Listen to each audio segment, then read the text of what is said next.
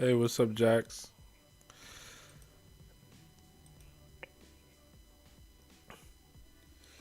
Jax says, yo. Yeah, as far as I know, I ain't gonna be on it that long. I was working all day, and I gotta wake up. I got basketball in the morning. I'm okay actually. You know when you do something and you accomplish something. So I had a nice day of accomplishments. Beverly, nice to see you again. I'm okay. I actually peeked on the potatoes a little bit today. See if we got some growth. And right next to them, I planted some. My wife, we actually teamed up, which was cool.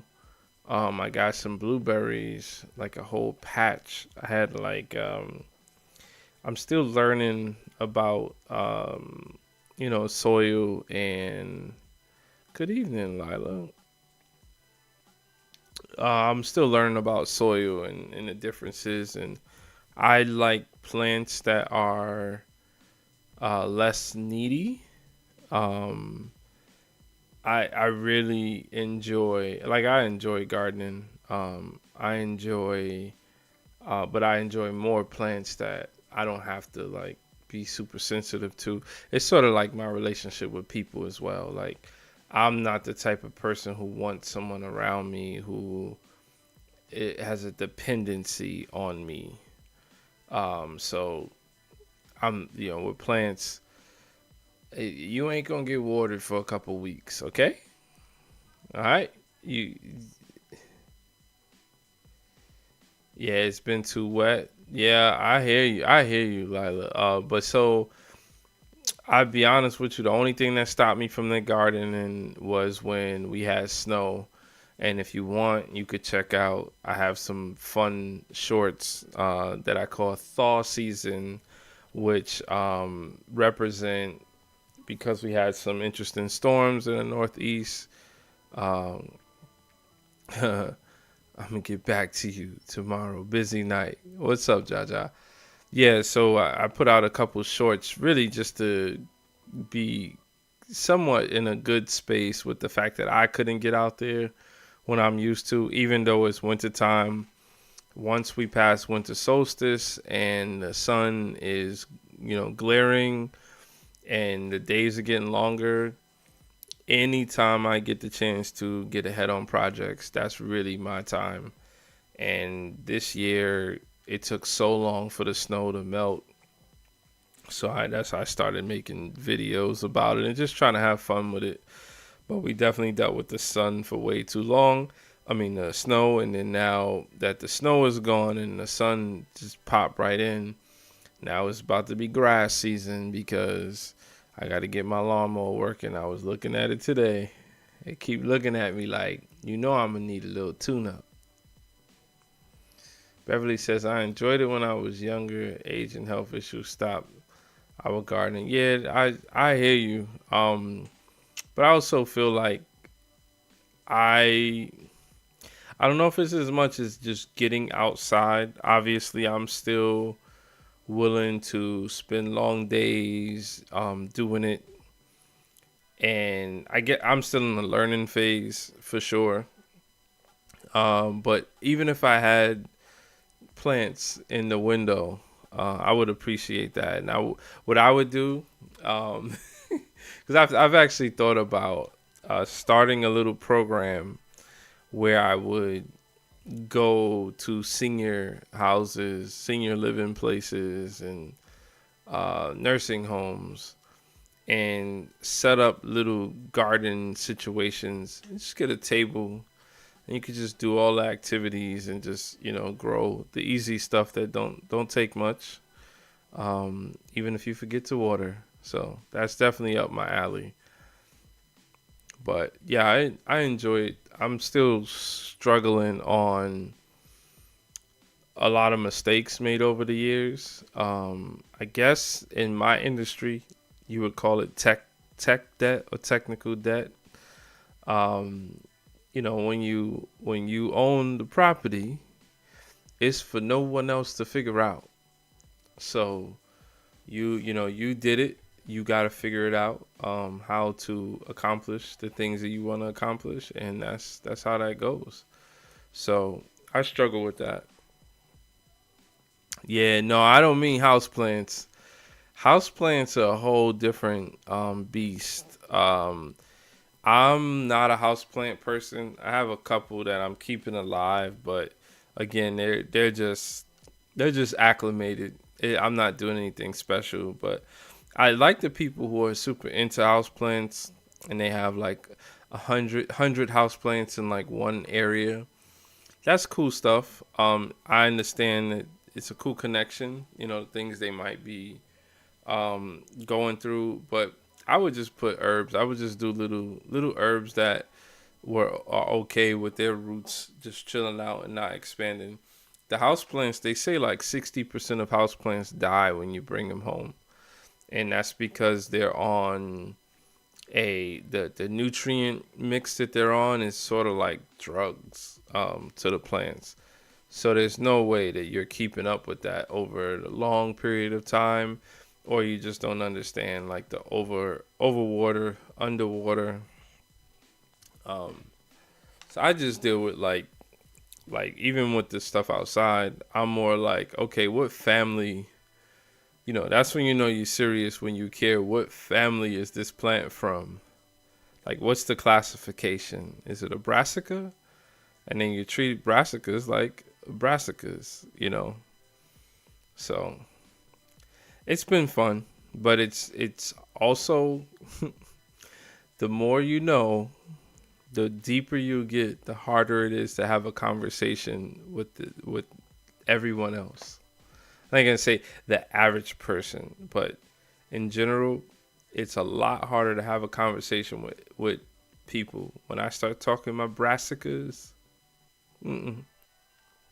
People you've been talking to for 20 years, they don't want to hear nothing about no brassicas. A brassa what? And I don't do it to like geek out on them, but definitely, um, that's just the way I think now. I think to understand, like, what is a nitrogen fixer?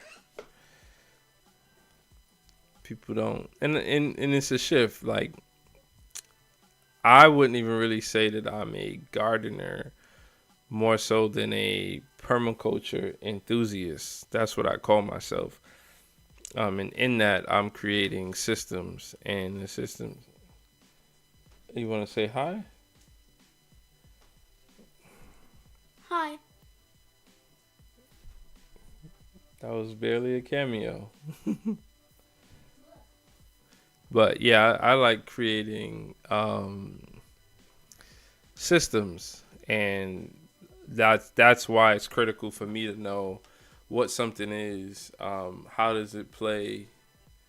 How does it play with other things? So right now, I'm actually, and thanks guys, thanks for coming through. I don't plan on being here too long. We've been struggling to get, uh, I would say the shows. I'll just give it to you raw the way I want to. I gotta not have be so prideful about some of the decisions that I make when it comes to YouTube. And I really enjoy being horizontal, but and do I do the dual stream, so supposedly it does show up in the live feed. But man, we've had a couple nights of like really dead shows as far as like interaction. Like, I've gotten more interaction in this chat. Not really, but what you're saying, I feel like it's something to go on. The last couple nights haven't been that, so I was questioning just going back to the vertical stream, but we'll see. I just don't. I want to make sure that I'm not being too prideful about my decisions, and I'm saying that this has to work or doesn't have to work. But yeah, back to plants. Um, I've been showing you guys YouTube, just sharing this content about the build up. I don't think I've done a good job to keep following up on that. But just to speak to it, maybe it'll give me some energy tomorrow to just do an update video. That would be a good idea. I could just do an update video and use that for content. But my compost pile that I've been working on got through my 18 days. I decided to use that 2 to 3 inches on top of a new planting bed, which the chickens are very upset about not having access to. I mean, they told me one of my big red, actually, my oldest hen, she just stood at like the edge, and she knows that the best nutrients is right where I put that compost at, and she doesn't understand why I won't take away the net. Because when I was on the other side of it, she's just waiting for me to take it away, and then she could come scratch and do her thing. But yeah, so I took that compost and I made the first bed of this new kind of road. It's a row garden. And I don't know exactly what I'm planting in there. And then the plastic that I purchased a couple weeks ago, I don't like. First of all, let's get this clear. If I were popular, I would have a problem with someone clipping this part up because I'm not a plastic person. And it painfully was like I had to put it on top. I didn't have to, but it made the most sense to put it on top until I get plants in it, because I just don't want to encourage any weed growth in the area. So I think we'll be okay. The compost looked good. It wasn't as finished as I would like, and I didn't give it a season to kind of settle down. But what I'm putting in there is like fast growing stuff. So hopefully it grows fast, and it could start help turning me into, a gardener, somebody that really understands succession planting and yields, and so that's the goal, to get better about that. I have so much information, and the information hasn't quite turned into like the practical side. Like I've done it, so that's unfair. But I feel like I've done it not in a way where I'm designing the yield, the size of the yield that's going to get me through the season and beyond, right? I think for the most part, I've always planted for fun. I've planted stuff. You go in there. Today me and my wife were in the seed aisle, and we just start. And I had to say, okay, we got seeds at home. Like, let's look through that first. We have seeds. Layla, who's still hanging out with us. Thank you, Layla. It's nice to have you. Do you use plastic or the fabric that allows water to flow? Yeah, so I purchased some of that, but this is the first time I've been gardening, I guess, for 6 years, and this is the first time I've ever gotten anywhere close to that type of material. I'm definitely not that guy. I don't see a point of. I shouldn't say I don't see the point, because I'm learning and how good some of that stuff is, and that's why it's used. But it doesn't override the fact that what it does to the environment as a whole. Oh, I have Beverly. I have so many plans, so many plans. Yeah, it's just a learning process. If you guys are familiar with permaculture, I may think about taking a PDC, which is a permaculture design course, and be certified as a permaculture person. And I think if I were to look about doing this bigger than what I want to do for my family, I really would like to help municipalities, towns and cities, help them to plan their installations around native planting, and to grow more habitat easily. So whether that's bees, birds, perennials, But yeah, back to what Layla said. I don't use plastic generally. I It's so weird because I use tarps. Like, I move a lot of stuff around with tarps, and when tarps degrade, they get that same, like, that plastic. What's that? You want time? Okay. They get that plastic flakiness. And I'm like, I think years ago when I used to see the flakiness when the plastic is kind of like degrading, um, I would I would have this weird internal reaction because I was trying to save the world. I'm a save the world kind of person. Like, right now I'm holding on to let me just Avery, you spent 9 hours on the phone today.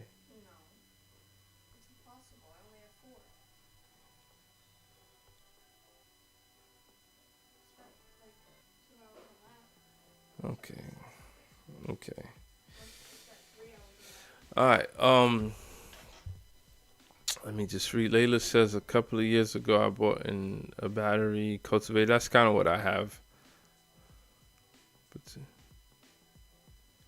last year I planted with enough space to in between to go through cultivator for weeds. Yeah, and I don't use the cultivator much. I mean, plastic is too hot for some plants, and it's, well, yeah, I have a different reason. Like I was saying, I'm into building soil. It's a weird, maybe the people who are at the forefront of this movement, like if you follow the real, I'll just pull it up because I hate talking about something and not being willing to show people what this is all about. uh, this part is like pretty deep. So I'm a donor. I've been for some years now. I'm a donor of this project, the Real Organic Project. You can go to realorganicproject.org. They also have a YouTube channel. They have awesome Sunday. That might be helpful to just go to the YouTube channel. I'll put the tag in the chat. So why to your comment, um, it makes sense to just pull them up. So this is their channel. Oddly, they only have 15,000 subscribers, but this is the real deal. Like, so essentially, the Real Organic Project is a nonprofit that was put together in response to uh, some food problems in the world, stemming from the practices of what we do to farm, to grow food, and the USDA's organic label is not, though the the law is written well, the way it's enforced could be kind of, it changes based on the administration and the interpretation. Um, so soil is not really the thing that people, so good healthy soil is what makes us healthy. Let's start there. And this has been kind of proven. Food is not as nutrient dense. Um, it's not as nutrient dense as it was, for our grandparents and our grandparents' grandparents. And what it is our practices. So farming is not an easy thing. Gardening is not an easy thing. Um, Civilizations have failed time and time again, including ours. And when we kill the soil, we move on, right? Hopefully, we didn't kill that many people in the process. So I've always been on that side of things because of my habits of what I watch and plastic. Like I said, I didn't understand the a proper way to use plastic. To me, it's definitely not a permanent thing. It works in spurts and systems. But when you're talking about, like, you said to me, plastic gets too hot for some plants. Well, what do you think is happening in the soil, right? Are you growing? These are the questions I ask myself. Am I growing in a way where there's companion planting? I'm managing uh, pest pressure, right? So pollinators are happy. Like these are, you'll see all of this stuff on seed packs, but these are not like things to throw away. These are real things, and I think depending on what you're trying to, once you have a goal and what you're doing with gardening, you'll have to experiment to get into your niche. But for the most part, it's an amazing thing to see all these systems come together, and that's what I'm trying to achieve. There's some, like I said, there's some really YouTube has really presented me with a lot of people that I have shared on this channel. People that just do things, and then there's the other side of it. Just because you trying to say hi? No. Okay, hi number two. So YouTube also presents people who garden with the easy button, and I spent years, I would say, actually today, I could applaud myself today. Today I got rid of those fabric bags that um they just look wonderful. You can even make them. They're not that expensive though. You could buy a pack of 10 fabric bags for $2. I just finally gave some away to my sister. Um, I am the worst fabric bag gardener I think I've ever seen, because, and I'll explain why. I think I know the reason why. Um, Layla says, I grew up with gardening most of my life. Companion plants is a great way to go. Absolutely. So I didn't grow up with gardening, and that's why it's interesting for me, because it's an interesting just change in my life. I'm a software engineer. We I don't think we've met prior. I'm a software engineer. I write code and work with computers and on a computer for a living. Um, I homestead really is like a lone steading. My family, I'm always here to teach and to present them with what I'm doing. But I would say that when you do it in the suburbs, the mindset is more of a suburban mindset. So there are things that I'm definitely learning for the first time, but I'm a fast learner. So I've just kind of expedited a lot of that information. What I was saying is that some people have the easy button and they make things look super simple online. And what's fabric bags? There, well, I don't know if that's the correct term. I've never gone on Amazon in here. Let's see what happens. I'm just gonna type in fabric bags. Okay, fabric bags for plants. Okay, so I wasn't that far off. So they're grow bags. Yeah, I think that's more of a proper term, grow bags.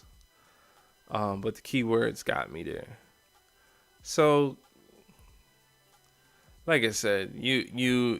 So I watch, you watch YouTube, and you start getting a favorite gardener, a favorite homesteader, um, and you see what they're able to do, um, and it's one click away. So you go, I'm gonna get, what is this? Let's see what we would shop for if this was like day one. So let's see what the overall pick is on Amazon. I don't like Amazon, but how can you kind of function without it in today's world, especially just searching and comparing stuff. So for a 10 pack of 5-gallon bags, this is gonna cost us $22. So it's a no-brainer, right? I mean, I couldn't get pruning shears for $22. So this is a 10-pack of garden bags. They get you a nice picture that shows you, oh, it just looks amazing, right? All of these plants, by the way, are super established. So that's key number one, is that these are established plants.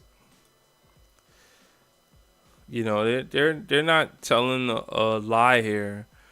I would argue that this whole better air circulation is probably too much air circulation. And of course, yeah, they're gonna show you some of what you think you about to grow, some tomatoes. I rather just grow tomatoes in a 5 gallon bucket. The plastic, this is where the plastic would actually win, because there won't be as much air on the sides, and the roots don't actually need that kind of air. It would help this to keep the soil moist. So yeah, and I don't know why they would show strawberries. Strawberries don't really care what they grow in for the most part. Okay, so that's that. So yeah, so you watch your favorite YouTuber, and granted, maybe everyone's not as locked in as me, but I've watched people go from one phase to the next, to the next, to the next, right? One week they're into this, and then they move over into that, and they're telling you, oh, this is great, because we always sell what's great about what we're doing, right? So I watched these people, and I invested in a ton of fabric bags. Not a ton, but it was definitely 2 sessions. Say I had like 40 fabric bags. Well, what I learned in the off season is the rodents love these fabric bags. So half of my fabric bags have holes in them from rodents over the winter. So I have a cluster of the ones that I said, okay, they didn't get to. In fact, that's not true, because I hold on to everything, and it's part hoarding, but it's not the way that you think. It's not hoarding because I guess hoarding doesn't necessarily imply why you're doing it, so it is hoarding.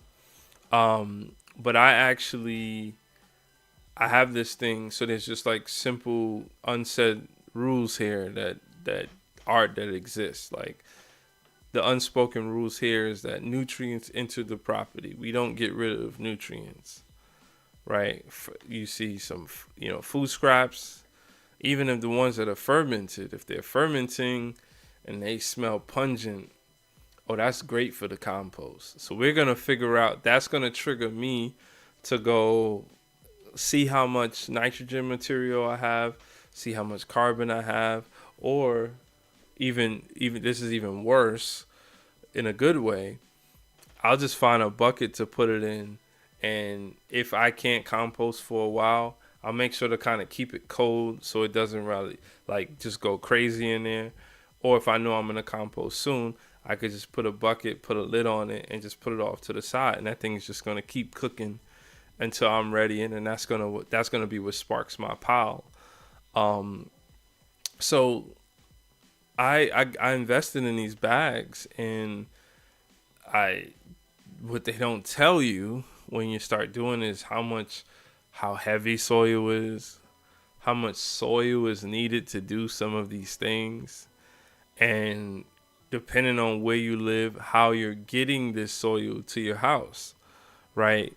And that was the deal breaker for me, because I didn't have unlimited budget, so I was very budget conscious. And then when you're budget conscious, you start making decisions about reducing soil, right? Like reducing the quality, or you want to invest and understand how to make soil for different applications, so to speak. And I think I've done that, but I've done it out of necessity, not necessarily, oh, I'm really understanding the science of this. Now, compost is my thing, right? I love to make compost, hot compost. I don't know why. but I actually do really enjoy making compost. Maybe let's dig into why that might be.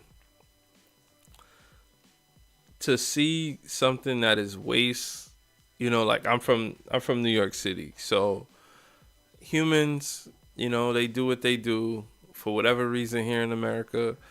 All of our water is potable, drinkable water, right? So we flush water down. So there's so much waste in that. And that just bothers me. It makes me want to figure that out. And then we put a lot of food into the garbage. And then the garbage is fermenting.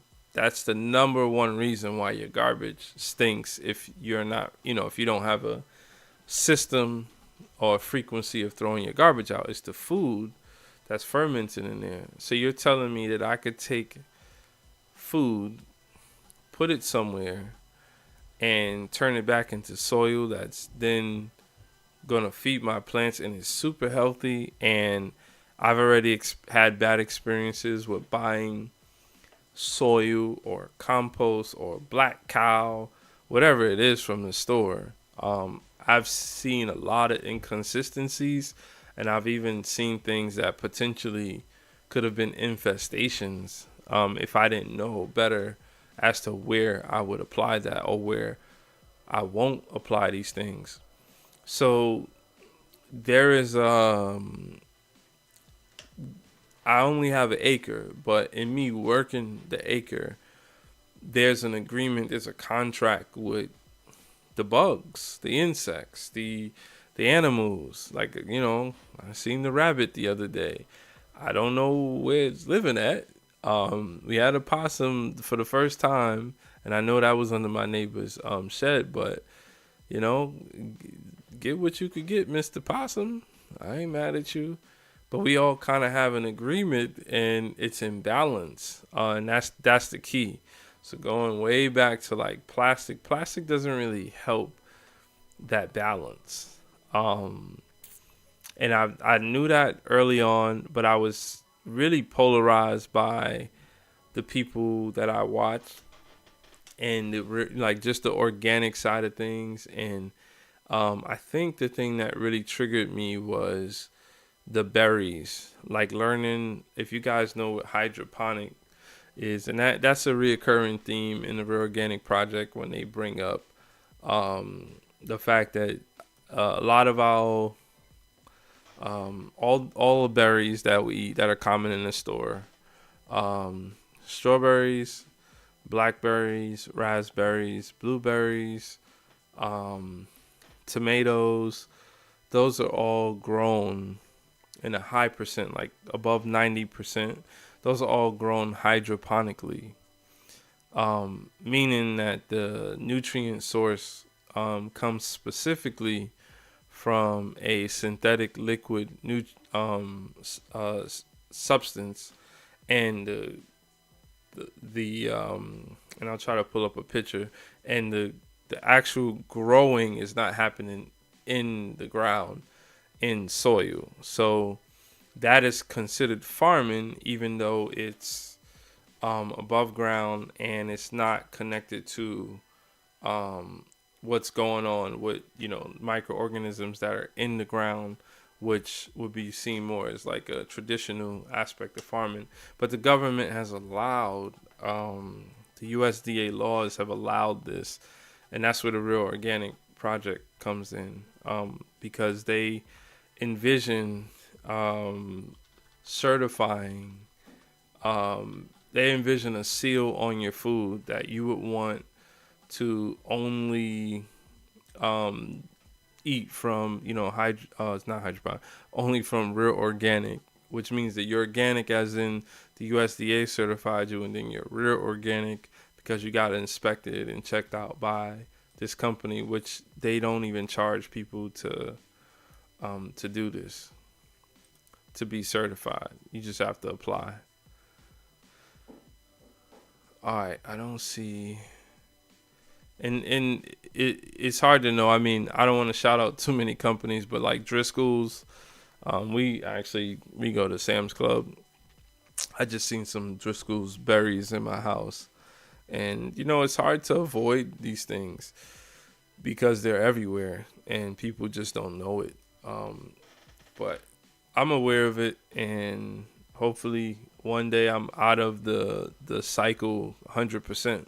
But in order for that to happen, everyone has to know. Like if I say the name LeBron James, everyone knows LeBron James, right? Everyone knows who LeBron James is.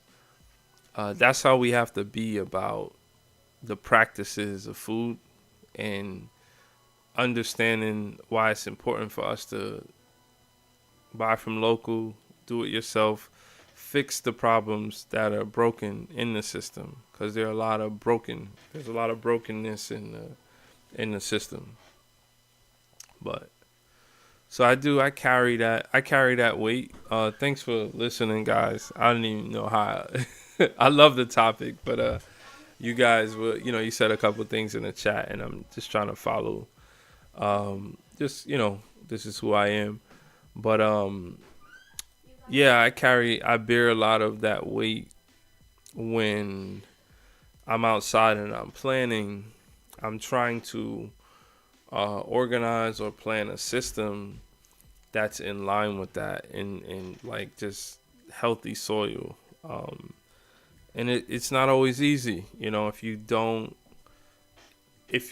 take the time and take a step back, do some research, buy a book.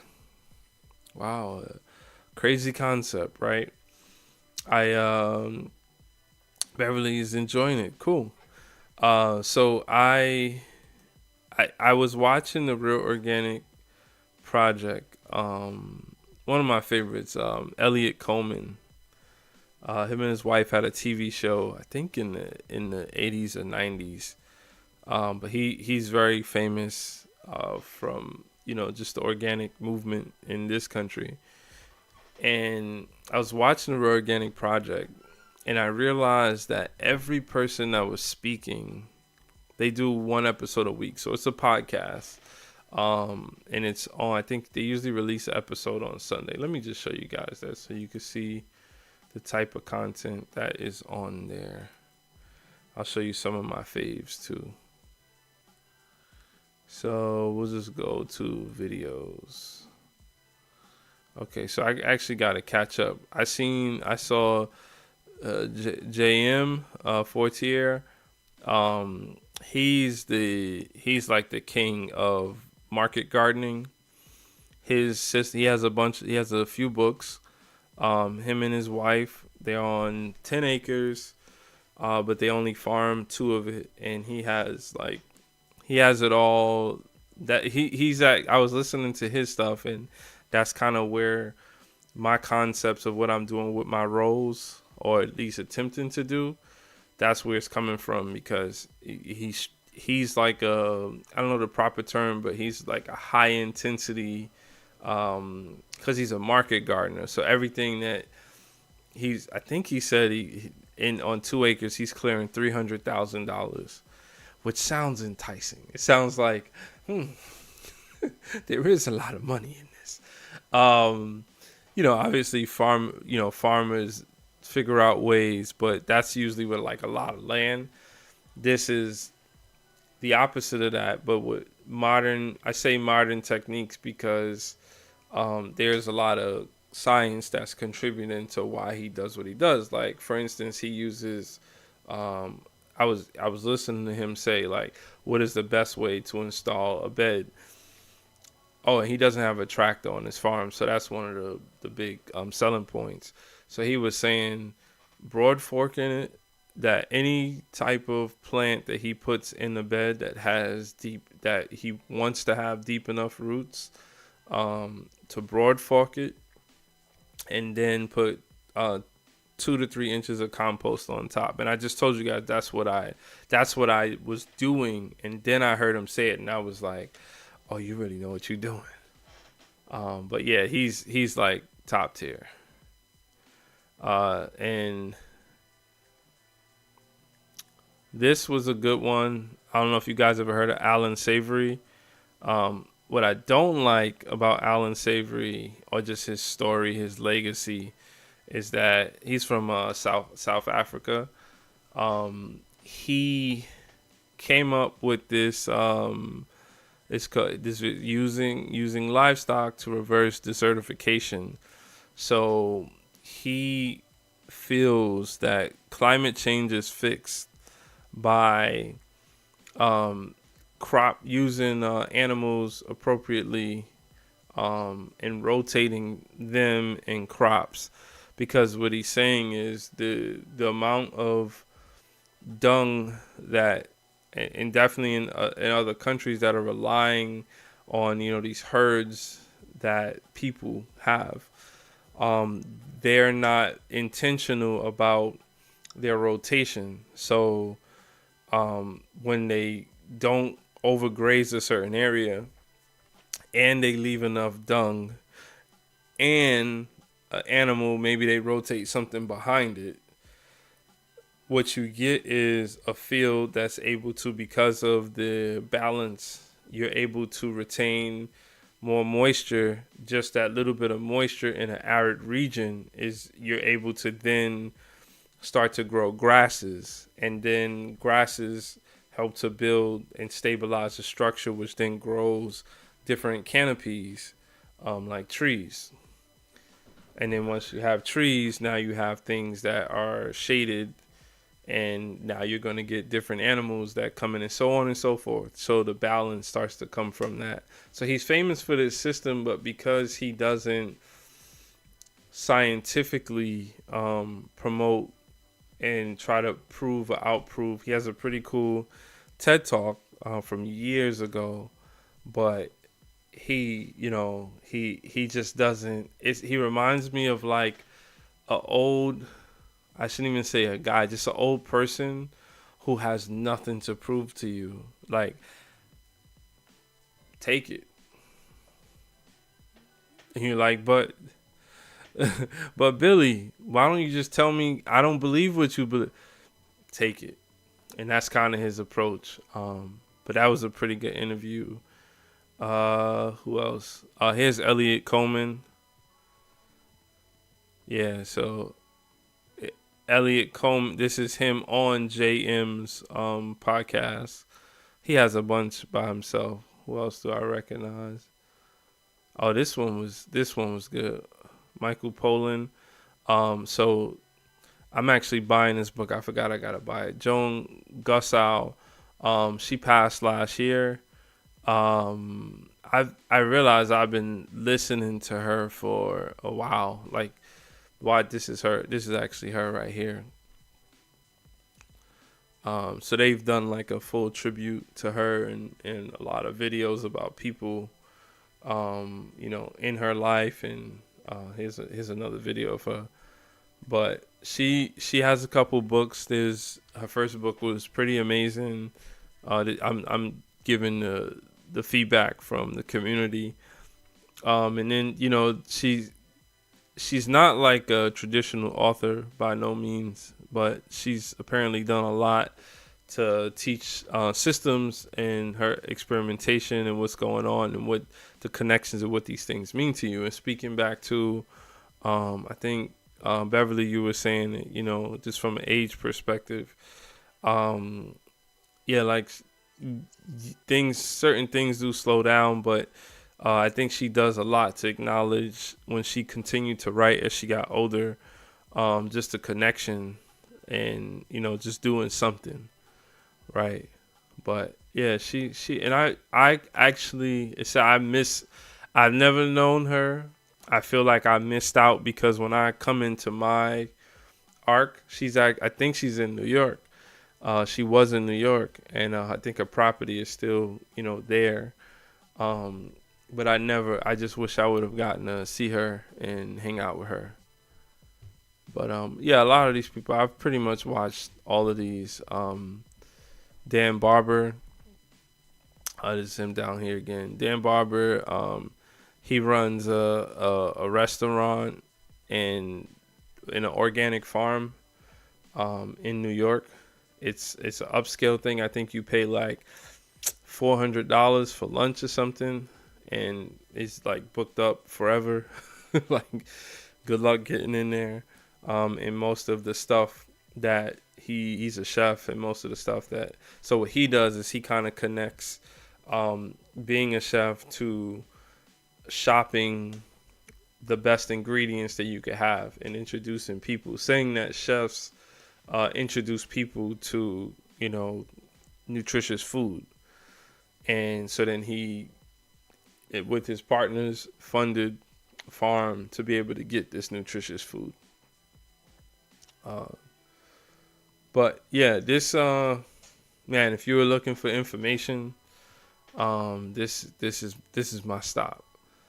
But like I said, I wouldn't say I'm all over the place, because that sounds bad, but I'm super intentional about what I'm doing, why I'm doing it, and all YouTube. If I did this 15 years ago and I wasn't using YouTube, I don't know. I have a whole plastic garden out there. It'd be a whole plastic garden.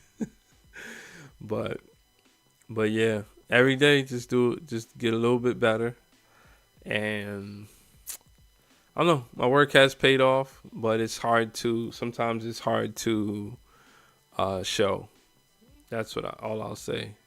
Remember my friend of mine whose mom, we give her eggs a lot, and she'll come by and she'll see, we get excited. We used to get excited when people come over, and we're doing this and we're doing that, and look at that. And the thing is, from a first person standpoint, like from the owners or the constructors of what is happening or what we see happening, we see something different than everyone else. So she would come over and she'd be like, yeah, it's a vision. Like, I don't see it, but it's a vision. So every now and then, I think like annually, people start to see.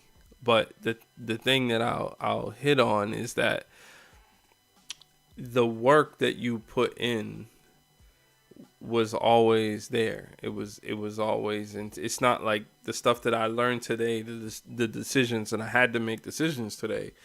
Those decisions are not from today. Those decisions are a cumulative of all of those thoughts over all that time, including the stuff I have, information I've taken on, taken on, plus my own observation, and all of that put together equates to the decisions that I made today. And even still, my wife said, "This looks amazing." And I said, "I hope it functions as good as it looks."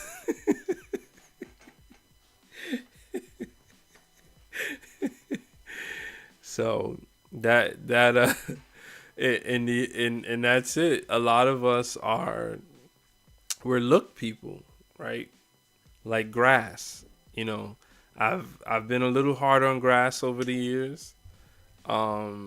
If I had the equipment, if I had a skid steer or a backhoe, I'm pretty sure I would have made the decision to get rid of all the grass. It would just be a side pile of grass. And, a lot of the channels that I wouldn't say being jealous of, but envying, how they seem to be so good at, where they are. But they're showing me where they are. They're not showing me necessarily where they came from. And, it's not on them. That's me making that interpretation. But when you get into this, just like what I was showing you with the bags on Amazon, the first picture that you're going to see is this. So these plants, what are they? They're established. These plants were gonna work in these bags. They're gonna work in anything you put them in. They want to be here. Just like people throughout the stages of a plant's life, like the initial germination, and then they kind of go through like a toddler phase, and they have different requirements at each of those stages depending on the species. It's not like you do one thing and that's it. I was reading on the seed pack about, what was it? It was either like broccoli or spinach, and it was talking about assuring that the temperature didn't get above 70 degrees. That they don't like germinating above 70 degrees. So there's different stages to this. So when you come out here to start this, which what is not intimidating at first is that you could spend a lot of money, you could spend a little money, but you think that this is what it's gonna look like. It's just gonna look at that. Look, did you guys notice how many plants is that? Oh no, that's the trellis. So there's a nice little tomato cage. I know it's a tomato because of those yellow flowers. I see one little tomato near the bottom. It's a green tomato. So yeah. So I struggle to water these things. When you water those, and maybe it's just the bad soil recipe. I'll be nice to myself. Maybe it's just a bad soil recipe, but I would water them and they didn't hold water that well. So when the days got hot, I don't feel like the fabric bags held on to moisture as good as a plastic pot, terracotta pot. But they're cool to move around. With that heavy of soil, I would say that the fabric bags they hold that soil pretty well. So if you wanted to move the bag around, but yeah, so man, I don't know how I could do this for 50 minutes and talk about that. Actually, if you guys still here, I really enjoy. I'm glad Beverly said that she was enjoying this because I have not done the deep dive on this type of conversation. This is I'm locked into it. What you see by the time it makes it on YouTube is me still being unsure about whether the information is the way to go. But I also do have fun, right? So I think it's easier for me to show the fun, but it's really both, and it's probably another layer to it that I'm missing right now. And you add all of that together, and that's like the progress. So, but I'm just a happy learner. I gravitate to it more so. Like I always say, like I love technology, not in a way people would think though. But when I learned software engineering, when I started to learn programming languages, I started to.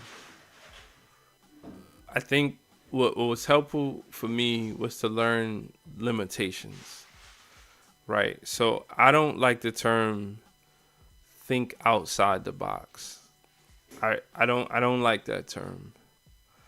And the reason why is because when you tell someone that they have to, especially when they need to solve a problem or they need to troubleshoot, if you tell someone to think outside the box, they don't yet know the size of the box. Beverly says she's learning. Oh, great. I think you're my first learner.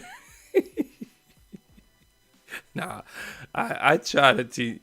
I try to teach people. One day, Beverly. Yeah, I said it to myself today because I've done a sort of a 360 on really a 360 on this one of my gardens because I have different garden situations and they all have different focuses. But the one that actually has a fence, I said today, maybe I could get back to this nursery idea. Um, I'll show you one of my favorites, and he is man, he does it raw.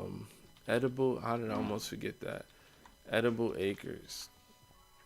Not a super huge YouTuber, but he has super huge information. Oh, I guess he is super huge at this point. 171 subs. Wow, you go, Sean. He's up in New York. Um, he man, so much information that I learned from this guy. He's in a colder climate than me. Um, yeah, I learned from a lot of people. Oh, even him, Akiva Silva. So why I was showing so Akiva Silva, he's like the graph. I call him the graph master. He graphs. He essentially, and I don't know how much you know about trees, Beverly, but the like how um there is the rootstock, and then there's the scion, like the top part of the tree. And the reason why, if you don't know, I'll just say it. For anyone else who's out there, I find this stuff cool. Um, that's Akiva Silva. He's also in New York. Um, he's not super huge on YouTube. He makes videos every now and then, but essentially, if you have an apple tree and you don't know what the rootstock is on, if it's a scion, meaning it just kind of is growing from the desired fruit plant, that's what the whole root represents. That means that oh, good night, Layla. It's all good. Great night. Yeah. I hope to see you again. We had fun. And I like this talk. This is it. So the rootstock um, determines different things about what's going to happen, like the growth of the tree, the height of the tree. So whenever you see a dwarf uh, tree, and it's of like a species that you like, it's not there isn't anything different about the top part of the plant. The only thing that's different is that it's growing on a rootstock that determines the height and the vigor of the plant, right? The way it's passing nutrients to the actual fruiting part, the fruiting growth of the tree. So I learned all of that. But Akiva Silva, as I was showing, he's like the graph master. So he actually grows root stocks. He's the only person I've seen that is like, not super huge, but that's his focus. He grows root stocks and he grafts onto them. I'm gonna be grafting, and it's really just for practice. I'm gonna be grafting on a peach tree. I have one that I think the root stock is good. I think I kind of messed up pruning some years ago. So I want to take a part that looks like it's doing well and try to start over like around the main stem. And then I have a cherry bush, a bush variety cherry that's growing in a certain way, which it's a little too bushy and it's a walkway, but it's a really nice stem, or branch, I should say, actually a branch. And I want to actually do the what Lead Farmer, who's obviously a super famous farmer. I shouldn't say farmer. He's a YouTuber who does gardening. So this is his channel. He's almost at 400,000. I've been following him for a long time now. So he goes live a lot, and he's showing what he calls Freedom Acres, which is a separate property that he purchased a couple years ago. Um, but yeah, so that's Akiva Silva. And why did I show Sean? I almost forgot why I show Sean. I get so geeked out. Man, he doesn't. I don't think he has bees. He just makes like little bee houses for mason bees. So cool. Um, it'll come back to me of why I showed Sean. But yeah, super intentional with why I do this stuff, and yeah, it's been fun. Melissa grafting, yeah, yep. Is that why? I don't think that's why I showed Sean, because I showed Akiva. Hey, Katie, how are you? Katie, we've been talking some gardening. No, it's all good. It's all good. We was talking some gardening, which was been a cool topic. I don't know how much I got left in the tank on it. I gotta wake up. Apparently, basketball. Yeah, I got you, Melissa. Basketball starting back up, and they want to play. They play at 7 a.m. So somehow I gotta roll myself out of bed to go play basketball and get home. Get home safe. Um, but yeah, Melissa, are you familiar with grafting? Are you saying that that's why I was showing Sean?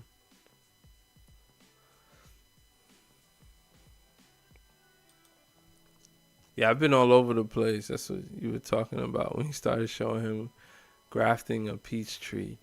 Yeah, it's not fully coming to me because when I what happened is I scrolled down to the bottom, and then I saw Akiva Silva, and which also run this Black Creek Farm and Nursery. Um, I saw Akiva Silva, and it made me think of grafting. Um, well, anyway, I'm here. I'm gonna be grafting on a peach tree. Just trying to do some repairs, I guess, on it. And thanks, Melissa. Thanks for helping me out. I don't know why that happens. I just got so much information in my head. Um, so I will be trying to do that, and then I have a bush cherry where I'm gonna be doing the chili dog method. That's why I showed Led Farmer, because he coined the chili dog method. And it's pretty simple. You just take, now you could buy expensive, you know, tools to do this, but essentially he takes a Ziploc bag, he fills it with some soil. It doesn't really matter on the type of soil. Um, you get it nice and moist so you could even squeeze out a little bit of water, and you wrap that thing up into a nice like cone, and then you you fold it over, and it sort of looks like a chili dog, and then you slice through the middle of it, and you push the tree branch, whatever part that you cut on the branch, you put that on it, and that'll grow some roots. And you kind of tie it up nice, try to cover it, keep it dark. So whether you put like a paper bag on it, there's so many ways. You can put some foil on it, and has been very interesting. Thank you, Melissa. Yeah, I was all over the place. We were talking about, I don't know how I got on gardening, but I think I was just talking about my day. I did a little blueberry, I shouldn't say little. I think I put in 10 blueberry plants today, all of which except for one I already had, and two of them were already in the ground and they weren't doing well where they were. So I, dug them up in this area that has really gone far from where it started at. It just became that, and it just has grown into that. And I'm super happy that it has. But I'm just looking for a picture. I think I actually have a picture of this chili dog method.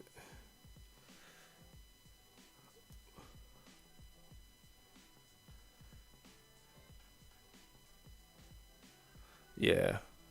Yeah, just a word on the things in the past. I used to post what was growing, like what I'm looking at. My whole deal is I'm like a plant stalker. No, it sounds bad. But I'm super observant to, what changes are being made. I'm always looking for when things bud. Any subtle change on most plants, I'm pretty on it. I don't let much get past me. And every year, I just keep learning new things. I've been spreading. So, what you do when you want to learn about what works and what doesn't work is you just get very diverse. And you say you have 3 or 4 of one plant.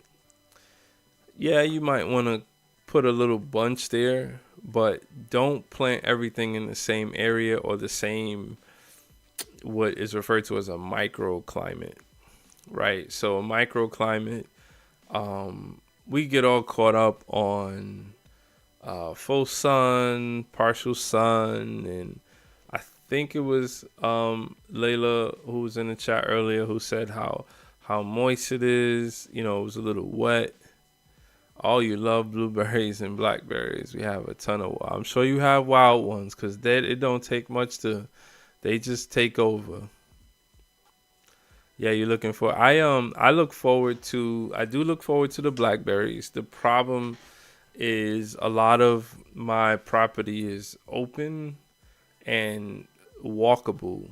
So the thorny varieties, I've been trying to move away from the thorny varieties. But the raspberries that are not as thorny and they kind of grow wild. I put a video up a couple weeks ago. I made like a nice little patch. I'm hoping turns out. So I got a line at 24 inches and a line at 48 inches. And I'm hoping that could stop them from touching the ground and trying to root and start making me some fruit. But mulberries, I don't know if you've had a mulberry. That is my thing. It is almost that time of year. The birds get super happy, and I found it. I could tell you how I know the birds get super happy because they plant these things everywhere through their droppings. I get little mulberry sprouts all the time. So I have a picture. Well, I have multiple pictures. All right, let's see. Google kind of chopped this thing up for me. I don't know what they did, but I could show you my intent of doing a chili dog method on a fig tree. It might be a little racy. Hold on.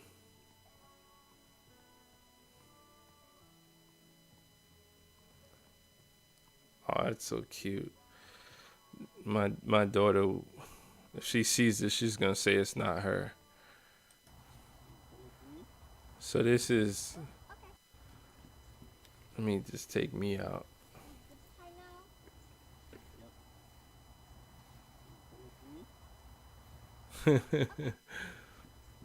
So this is me.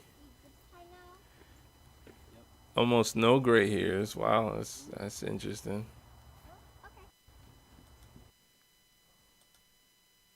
Okay, it was the other way.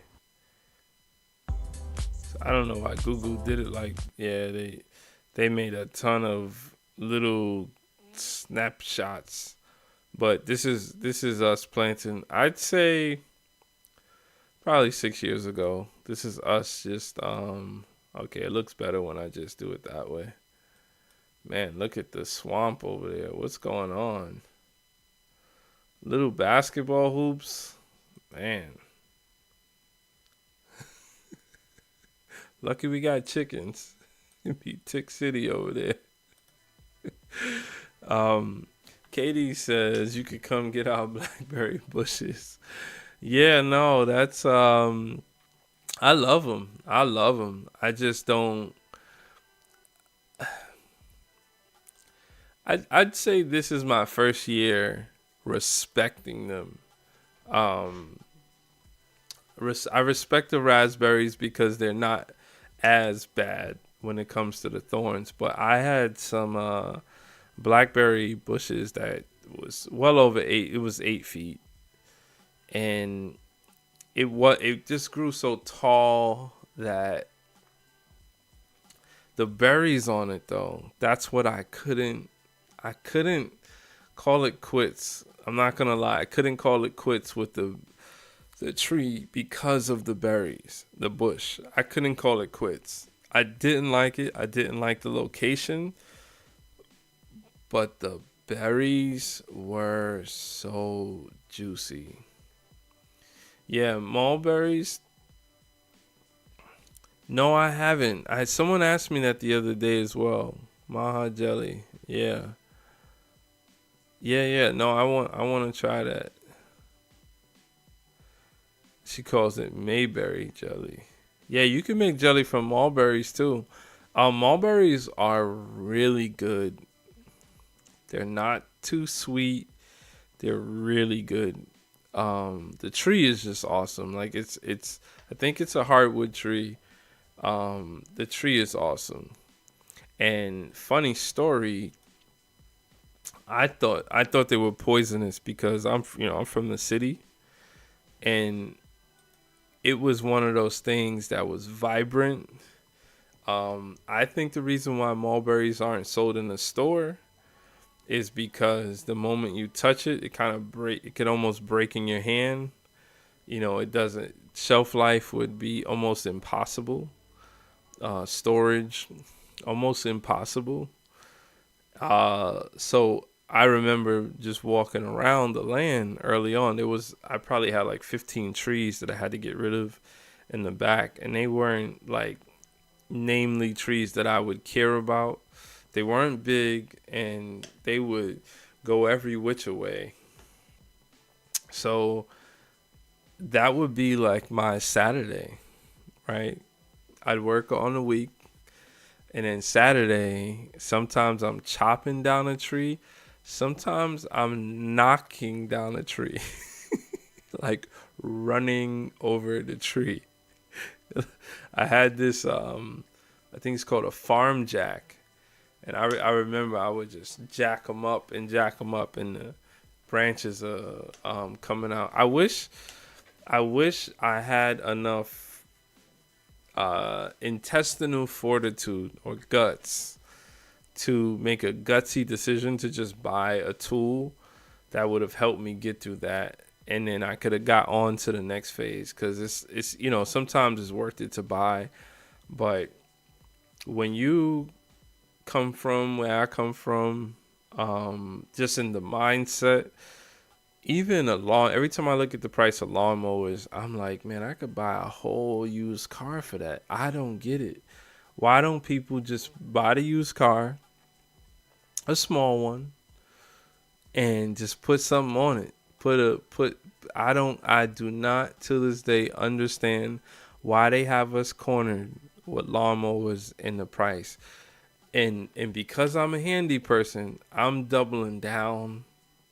And part of this, don't listen to, because I actually think I want to make some good money repairing, because all of the repair companies, the walk-in ones at least, they really don't exist here anymore. So I kind of think there's a lot of good stuff that you could buy secondhand because nobody wants to invest time and fixing stuff. But on the other hand, the fact that I can have confidence about going into fixing something like that is because it's really not that complicated. The technology is it's so modular, and it's so many years of investment of these things being made to get where they are today, that the only time that it goes against the rule is when you go into electric, which I like electric, but it's not as easy. It's not as modular as the gas based stuff. Just swap out the carburetor, right? Like, I didn't know what a carburetor was. I just didn't. Now I do. And now my lawnmower gets fixed.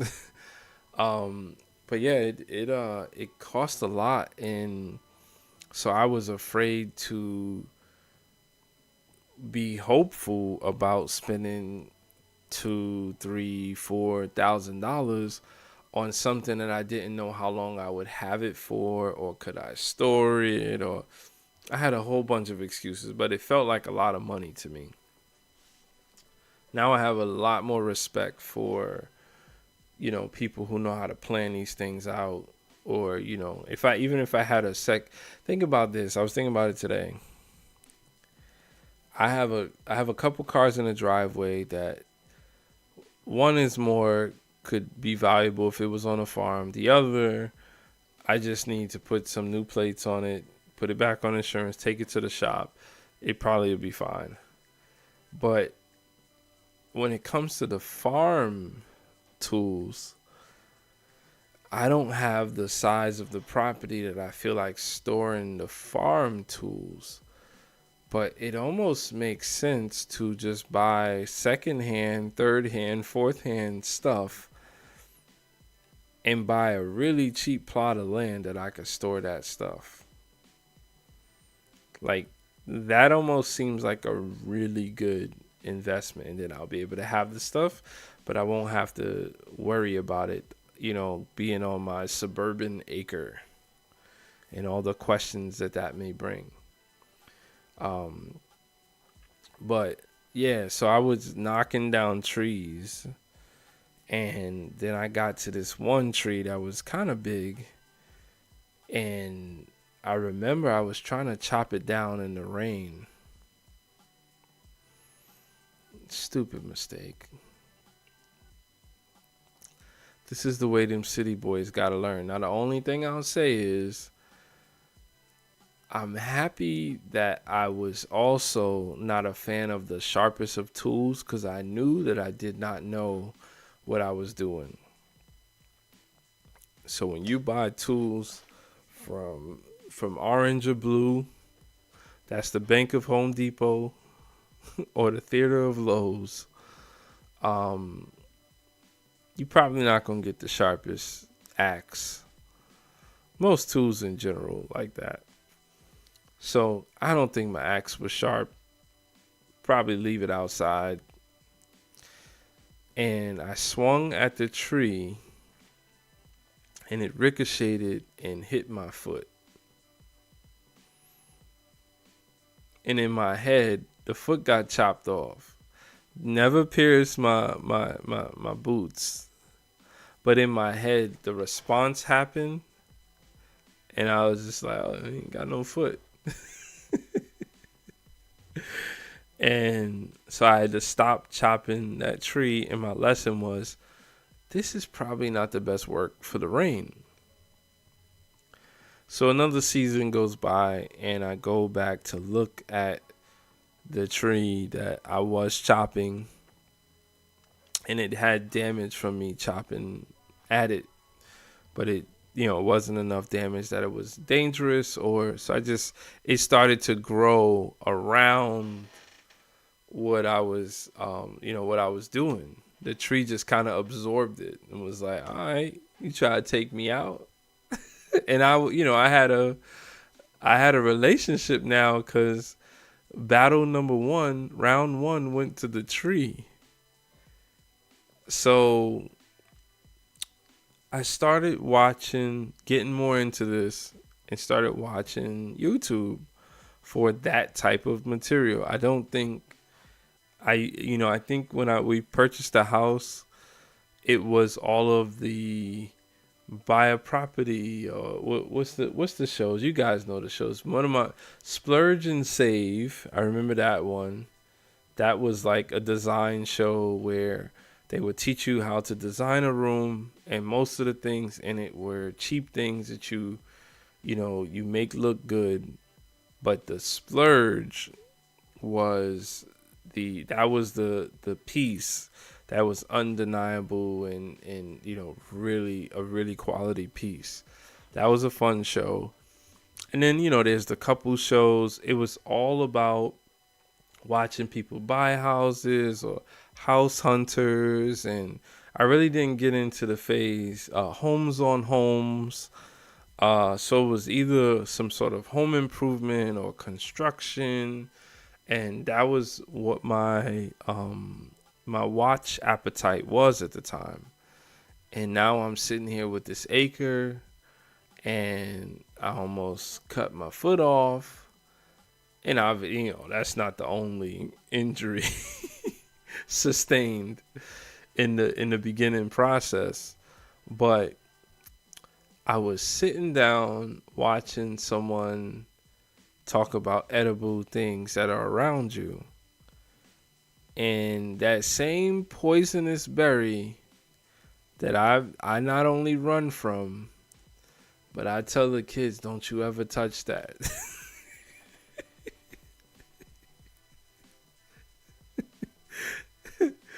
Cause it'll stain red on you. And red is bad. Red is bad. That thing that thing will be all over your hand. You just don't want to touch it.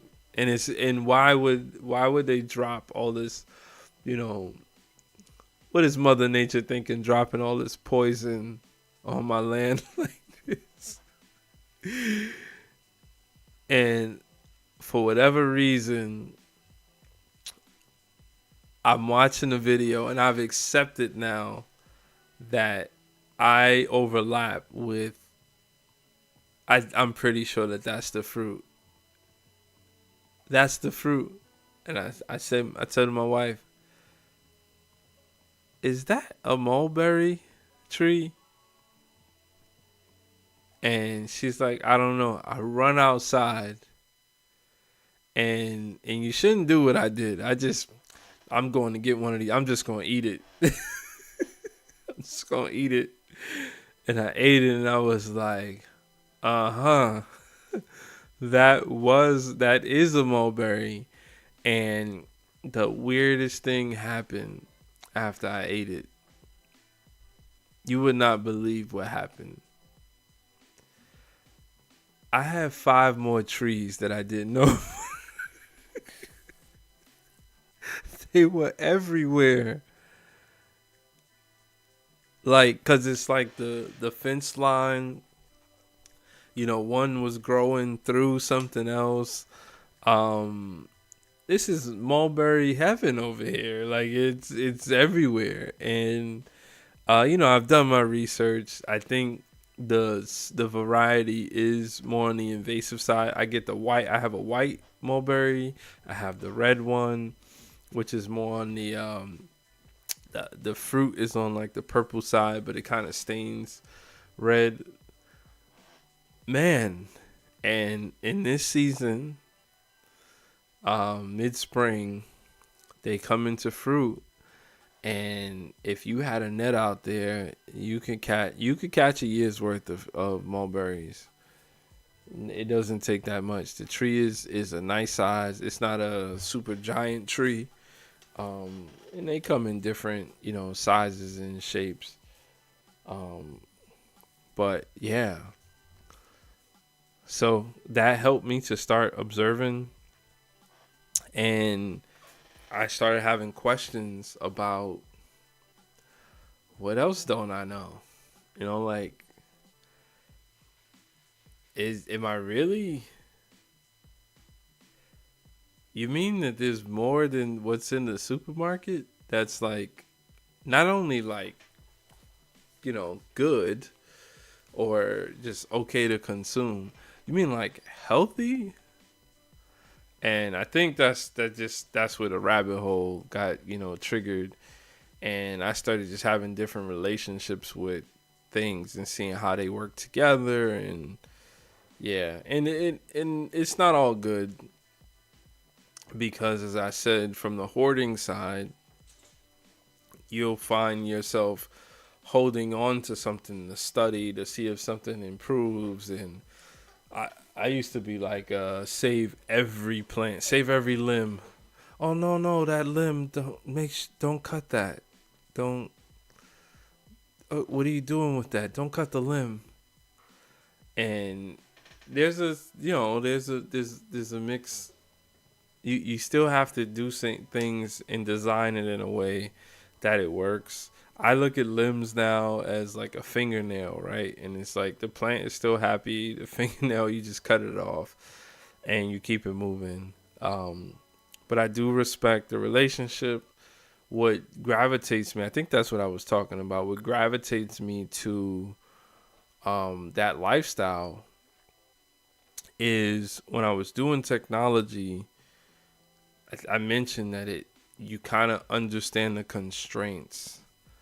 We're at a point of constraint where businesses and industry doesn't feel like humans could make up the gap to how fast and smart AI is, which there's truth in it, and then there's obviously another side, but there's constraints, right? So if there's constraints to the output, there's constraints to the learning.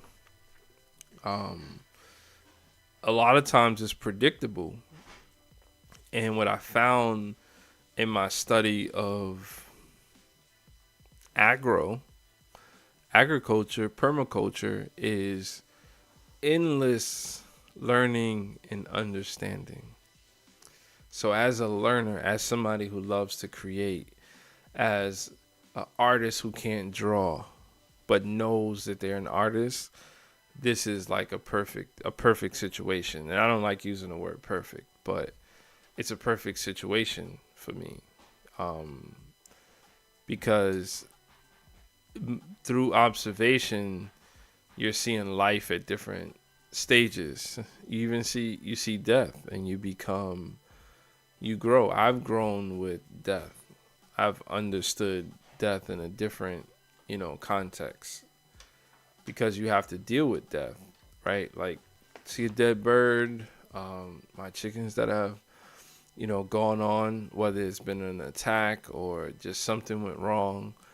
The last attack, I think that still should be under investigation. I came home one day, and actually I didn't come home. I woke up and I went outside on my standard, let me go feed the chickens. And the one hen that has been successful at getting out earlier than everybody, finding holes and flying over the fence. So nobody else want to fly over that fence. This one hen. And she been doing it since she was a little chick. And she was bleeding. She had an injury. I didn't understand it. And I turned around, and then there's a goose flailing, and like, goose looked mad. I've never had I don't got no water on the property. I've never seen a goose here. And the goose looked like I did something to the goose. Like something was wrong. I was getting a little worried. I was like, okay, something up with this chicken. So it's not going to be a standard day. I got to go to work, so we got to figure this out. And the goose, for whatever reason, looked a little strong. And like, she had enough. Like, she was tired of society and what society offers. She was tired of going to work. Probably tired of the drones in the sky thinking they know what they doing. They don't know how to fly. And I didn't put two and two together at that point, because why would geese and chickens have beef? I didn't know about this. I had no idea. And this is a wild goose. This is not like, they don't. Why? Why did you come down and have beef with a chicken? Didn't dawn on me. And the only thing that I thought was, okay, I got to get this thing to go away, because the other chickens, when they come out, I don't want them to be afraid. Excuse me. So they looked afraid. So I had like the top of a garbage can, one of those steel garbage cans, and I threw it towards a goose like a frisbee did I, and the goose flew off. And then at that point, I think I was on the phone with my wife, and she kind of said something like, yeah, they'll attack a chicken. She just did the research. And I was like, what? And that's likely what happened. And it was a bad injury. And she succumbed to the injuries. I let her say goodbye. But because I still wasn't fully sure, I didn't want to risk any infection, I let her say goodbye on the other side of the fence. Blue Daffodil, what's up? Story time about goose and chickens. I was actually talking about. Well, I do have a video of it, by the way. I was actually talking about the depth of the lifestyle of gardening and permaculture, and just like being a land steward, I should say, and how, contrary to doing software engineering, which has its constraints, gardening for me doesn't. And the reason why I started telling that story is because I was saying that life, I learned about life at different levels. I was hinting towards learning about death, because death is something that you have to deal with, right? Like, you see, one time the mouse decided to jump in McCoy Pond, and that was a long swim, but it can't stay in the koi pond. You got to do something. And it's just par for the course, right? Every time I dig anywhere near the chickens, if I dig and there's worms, those worms are bye-bye. It don't take long. It don't take long. And I really wish I saw a study about chickens' hearing and sight, because I know what I'm looking at. I don't see what they see, and they target these things viciously. It's really crazy to watch. They are little dinosaurs. I stand by that. But yeah, no, that was the story. So the goose definitely attacked the chicken, and the chicken. I had to go to work. It's not why I didn't speed up the case, but I did get organized mentally at what I had to do. So the chicken she wasn't convinced she was a goner. She definitely wasn't. But from what I saw, all I saw, she was a goner, and I had to help her on her way, which wasn't easy. But it's like I said, that's a part of it. That's a part of the learning. And yeah, you gotta do what you gotta do. Well, if you guys have any questions for me, I'd love to answer a question or two. Other than that, I know I gotta be up early, so I'm gonna call it. Thanks for coming in, Blue Daffodil, Melissa, Katie. It's been cool. I will be posting some content. I think some of what we spoke about gives me a little bit of I was gonna say information, inspiration to film some videos around some of these topics. Hoping that you guys check it out. Beverly was in here earlier. We were definitely hanging out, and Layla, who I believe I just met. Um, so it's a cool conversation. Turned into a pretty cool conversation. You love the way you're explaining farming and philosophy. This is so you. And that's what AI tells me. It's like AI be like, this is so you. You want to dig deeper into topics. But yeah, I don't know if you heard me say it before, Blue Daffodil, but I, when I was posting videos a couple years ago, for the most part, it was all this. And I found it really hard to break into that community. Um, Thank you. It's been very informative, and I've enjoyed all it. Yeah, I'm sorry, Melissa. I don't. Good night, Katie. I don't know how else to do it. I love information, and I do. Sometimes you have to work on meeting people where they are.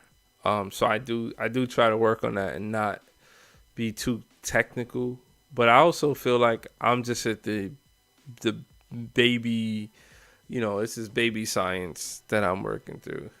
But I'm not AI. No, it's just that I've literally read that they say to me, "This is so you." Um, but yeah, no, I love having these chats. I tried to do it some time ago, and I guess you just got to do it for you. But for me, it's a feeling thing. Just like when I'm in the garden, it's a feeling thing. When I woke up this morning, I did not know that I was going to be planting blueberries. I kind of felt it. And as I started working on it, and I tell you guys a lot that I feel like I'm alone steading. I don't know if that's a term. If not, maybe you heard it here first. But it's a feeling. It's not even it doesn't matter if it's someone else's term. I feel it and I see it. I see a lot of people. One time I watched this cool chat with the channel's name is Broke Farmer. Uh he's a funny guy. I think he's in South Carolina. He had a chat about trying to do this type of work, like homesteading, but all the people that's in your house not doing it, and that it's just so much work, but it's so much more work because of the lack of interaction. And it's not that I haven't tried. I mean, Katie has said to me before about the kids and getting them out, and I have been thinking about it. And I actually have a couple projects that when I get them to come outside, and we gonna help Papa out. But today, when I woke up, I I wasn't really certain on what I was gonna do. But here's the one thing that's kind of driving me. You have to break things down before you build them up. And I'll end on this though. If you guys don't have any questions, that's cool. Thanks for the feedback and that's really cool though. Really appreciate that. Um, so you have to break down to build up, and you over the years or months, we bring a lot of things into our life, and we have to they're taking up space, physical, mental, psychological. So I had these 10 plants, let's just say 10 blueberry plants that before the winter came, because I didn't have a place to put them in the ground, because I didn't want to put them in the ground because of the particular requirements for blueberries. And I guess I'll show you one more person because he's the blueberry master apparently. Because when I googled something about blueberries, he showed up. His name is Growing Out the Box. Yeah, this is the king of the blueberries. Um, and when you see his plants, pure jelly. Look at that blueberry. Oh my, he's the king. He's the king. So, um, so you have to break down before you build up, and it'll be easy for me to go out there and get excited about all the new things, but I keep seeing all of the old. I'm being disciplined about the old things. So when winter was coming, I potted all these things up. So now I'm holding on to them. They all survived. They all reacted and they survived, but they're in pots. And they're not in permanent pots. They're just in small pots because I intend to plant these one day. And I wasn't super sure how I wanted to do it. I went back and forth, learning through suffering. Never grow without breaking the heart down. Absolutely, absolutely, and being very specific about identifying um, these things that are bottlenecks, and not just being excited for. Like I said, it'll be great to be excited when all of these plants come into the store. Um, it's great to be excited for them. What I know is going to happen is you're going to spend a lot of time and money on all of these things that you may not actually apply yourself to, right? So when I see projects that need attention, I I find out what I'm going to do with the old, with the damage, whether that's getting refreshed or upcycled. And I favor doing that and along the road of me working with it. And I'll give you an example of that. Today, I I had to go to the store to get play sand because I was going for at first I was going for a 50-50 mix of play sand, and I had some peat moss that I've had in a container for some time. So that makes your soil, I guess, more neutral to acidic, and that's what the blueberries prefer. So when I went to the store, because now I'm at the store, I saw and I had room for a couple more blueberries. They happen to have a really good price on bare root blueberries. Never even saw bare root blueberries. I've actually never seen them. Usually they're potted up, and the price is pretty consistent. If you catch them at the end of the season, which is absolutely crazy to me, because you can put a blueberry in the ground if the ground is workable at any point during the year. So why it has a season, that has everything to do with like capitalism and why, and these perennials are super hardy, and they should we should understand more about that. But if not, maybe that's the indication for me to put up some sort of education center around that, which is something that hopefully in the future you guys actually giving me a lot of inspiration here. But yeah, that's kind of what I've always envisioned, and I could tell you like the full plan with that. But so I go to buy these the sand. I see some really inexpensive blueberries that could add to what I was already doing. I did the work. I got my wife involved, which doesn't always happen. We don't always agree on the actual project that we work in. We work together, so it got done faster. And then I went to get to get the sand. I saw a couple blueberries, got those, and then because I know that I'm at the brink of finishing this, I had another area where I was going to put something bush variety. So I seen a raspberry and two raspberries and then a grapevine. I've not been successful with grapevines yet, So I bought one of those. Now, if I woke up today and I went to that same store and I walked past the section that has the grapevine and the raspberries, my emotional trigger would be different because I didn't really earn it. I'm not breaking down, I'm not cleaning up because we can only do so much. But now that I made room for what I know is to come next, I was able to just put it, and I didn't prioritize it. I just put them in some water soaking and then put it off to the side. That'll be tomorrow's work. It'll be pretty easy.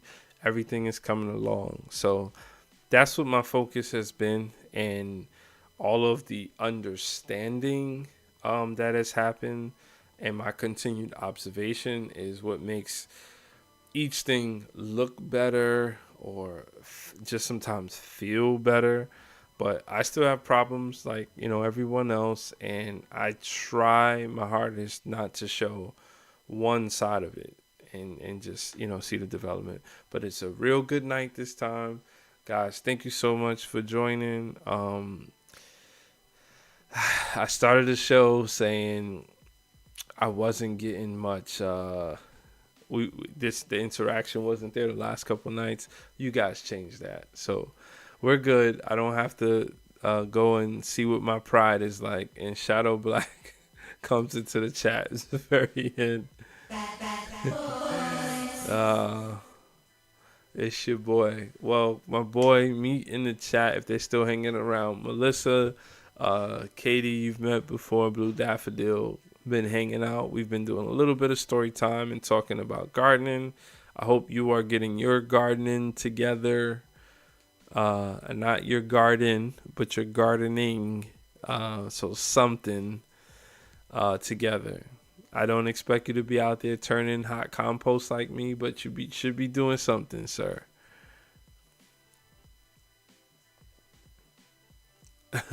Multiple good nights. Yeah, so Katie, they call me I used to be known as the mayor because it's like I'm always trying to get votes. My wife says I say good night, and then an hour later I'm still talking about something, some good conversation or some follow up. So definitely I'm a multiple good night kind of person. Um,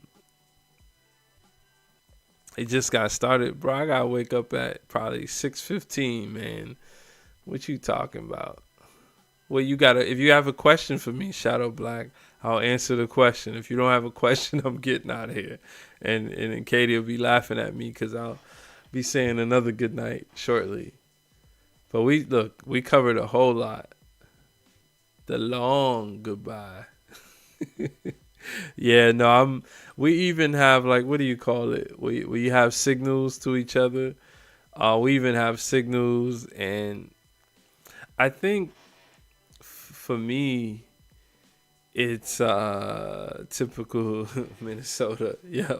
For me it's like in a room of 20 people, there's only 1 to 2 people that you're gonna have, at least for me, that I'm gonna have a conversation that is fulfilling, that goes to areas. So I'm a question person. So I want to know what you do, why you do it, why do you think like that, or is there some comparison, or where do you see things going? So when I used to be in those rooms, like if my wife is there hanging out or whatever, say someone's talking about the stock market, well, I have a lot to say about that, right? You talk about history, I have a lot to say about that. So there's just, and then granted, and people don't realize this, I only talk about what I know about. Or if I'm intrigued, I'll ask questions. So I tend to favor the moment that when you're in the middle of creating that moment. It's a special thing, and it's something that, because of the energy, he's not determined. Tell that's not a question. That's not a question. I don't classify that as a question. But if you want to know what happened the whole stream, you want me to do the rundown? I can't do the rundown like I did. I showed a bunch of channels. The true overview is I got started with talking about my day. I had a pretty awesome day. I did some planting. I did not turn on the camera. I did not feel in the YouTube space. And the planting, so I started showing some of the whys and the whats. I showed the Real Organic Project. I showed a couple other channels just to give context as to why I do what I'm doing. And I was offering just some information about how I observe things. I made a comparison to why I like this lifestyle over, let's say, just doing technology or being a software engineer. Yeah, I mean that's it. It was generally you kind of had to be there for some of it, but it was more or less about planting and gardening. So, but if that's all you wanted to hear, well, look, everyone, have an awesome night. Thanks for hanging out with me. It is night 68.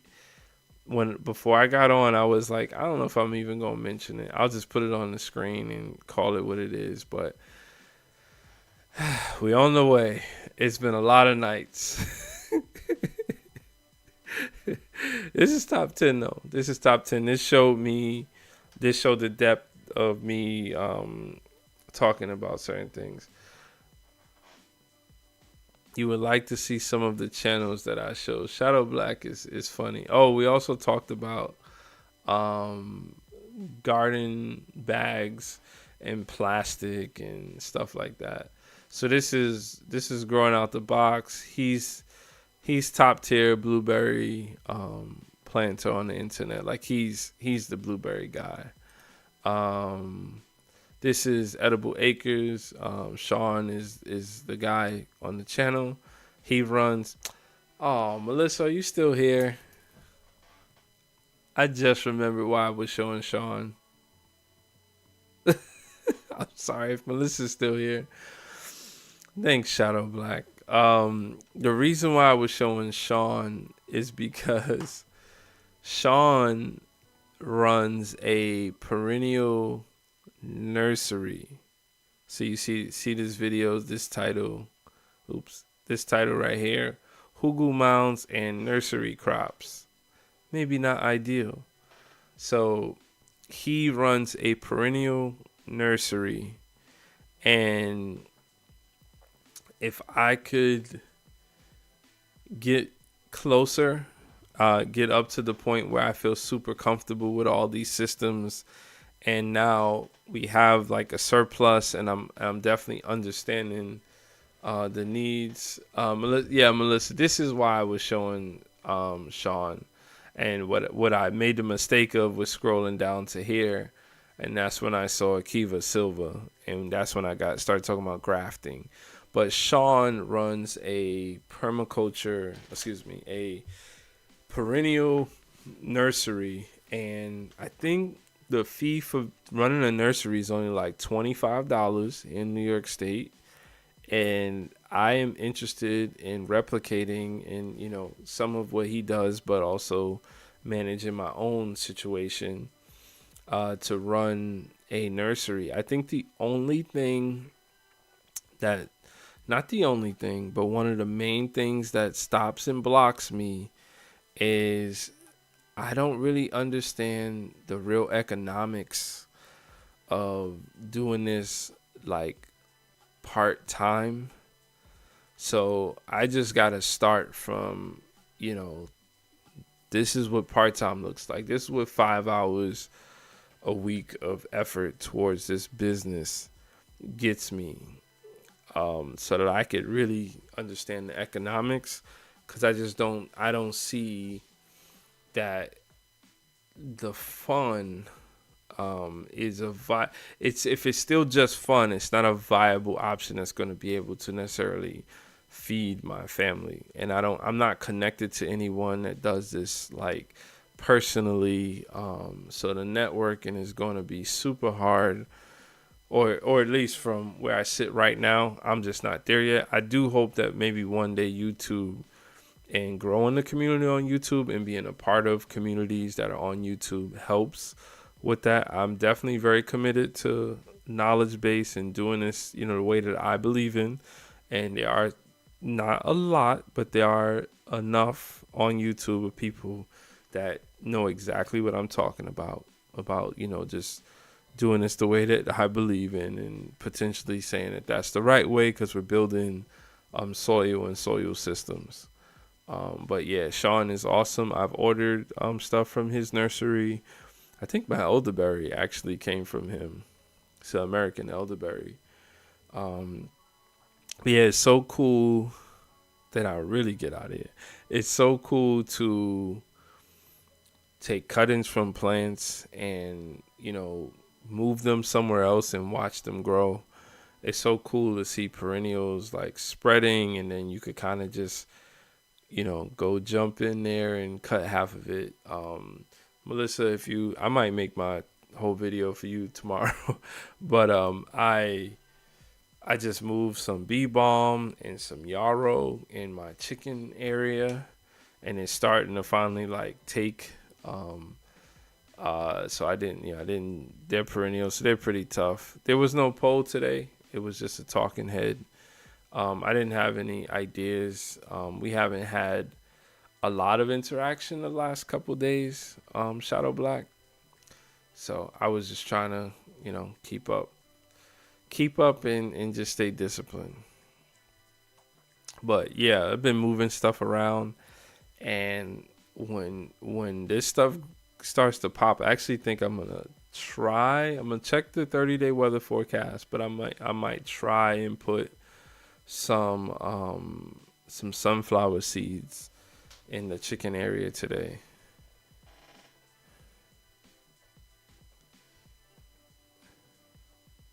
I think it's 4 good nights so far, Katie. If we're keeping a tally. uh, Shadow Black says 8. Shadow Black says, how do you order fruits and vegetables from these people that you showing with it? Well, I don't order fruits and vegetables from them. When I say this gentleman here, Sean,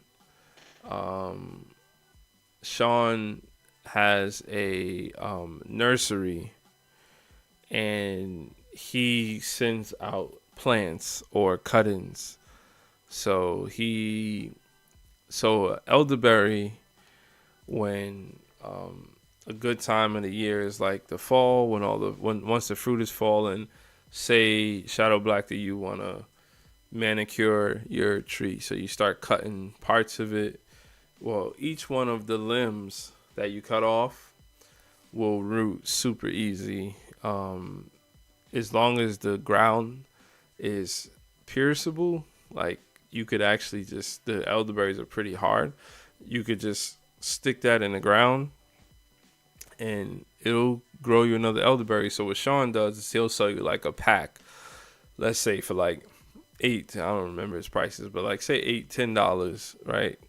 He'll sell you 5. He might throw in another one, so you'll get like 6 elderberries, but it'll just be the stick. And then with some instructions and some common sense, common sense is common sense is always a part of it. You'll be able to get that stuff to grow. I have success and failure, but all of the failure I own because of my understanding at the time of what I was doing. So I'll own the failure, but I have purchased a few things. In fact, my pawpaw trees are from him as well, and I have 3 of those that are doing really well right now. Okay, I'm gonna get out of here, guys. It's been real. If I don't run, like, hightail it out of here, I'm gonna be here all night. So I'm running. Okay. You guys have been awesome, and the reason why I'm running is so I can get sleep, so I can come back here tomorrow and be refreshed. We all know when Sunday turns into Monday and we get the Sunday night blues because work is waiting for us. And it definitely hasn't been fun lately. So that's all for tonight's show. As Mick the Pick says, as he says, that's for him. I will holler at you guys. See you guys again. Good night. Today, we train for the 2030 Winter Olympics. Let's do it. But here by the fire we defy frost and storm. Ha-ha, we are warm and we have our heart's desire. For here's for good fellows and the beechwood and the bellows, and the cup is at the lip in the pleasant fellowship. Oh, here by the fire we defy frost and storm. Ha-ha, we are warm and we have our heart's desire. For here's for good fellows and the beechwood and the bellows.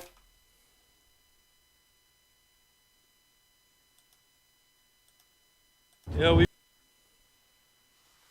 out.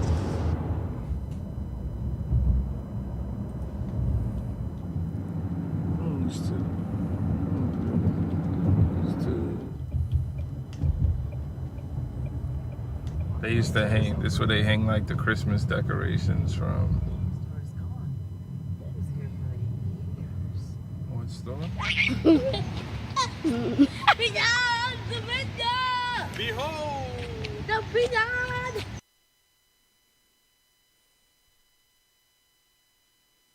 Let's get the content. Let's get the content. That's right. Let's get the content. You get down here, right? Yeah. Right. Alibi. Done.